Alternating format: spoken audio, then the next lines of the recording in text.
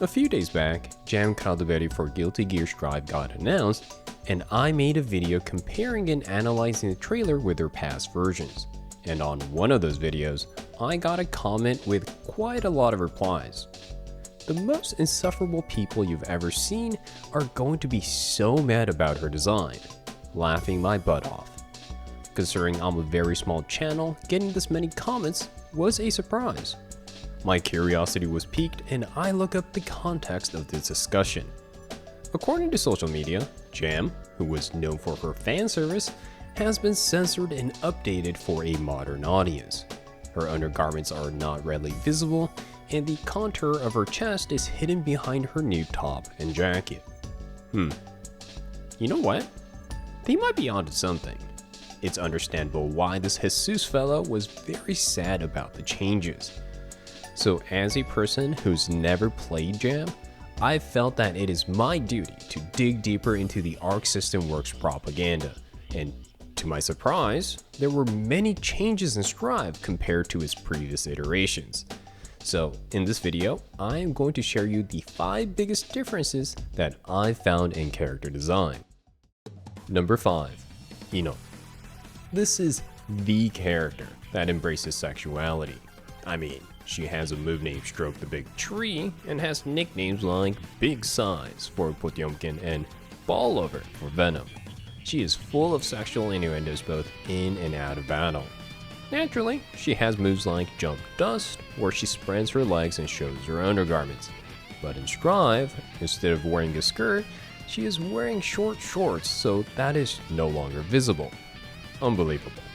On top of that, her chest window got smaller and her shoulders are no longer bare. They try to distract us with the floppier hat and cool looking sunglasses, but that does not compensate for the loss. Number 4. Ramlethal. She made her first playable appearance in Guilty Gear Xrd, where she donned a white cape. Underneath, she wore a small strap across her chest that was secured by a golden ring. As you can see, the bottom half of her chest is accentuated. However, in Strive, she now wears a vest that only shows a large portion of her stomach. This is censorship at its worst.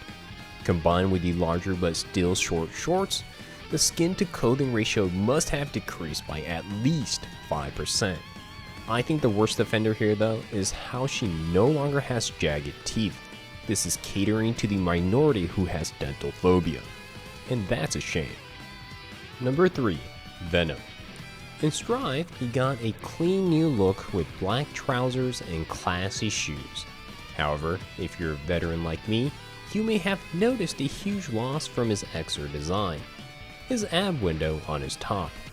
Venom has one of the sexiest upper bodies in Guilty Gear, but now is covered by this lame burgundy colored shirt. Why are we censoring one of his most predominant features?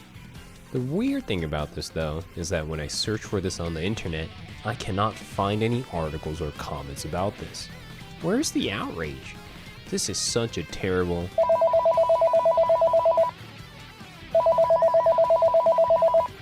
Oh, sorry, it's my editor. I have to answer this. Hello? Oh, you read the script? It's good, right?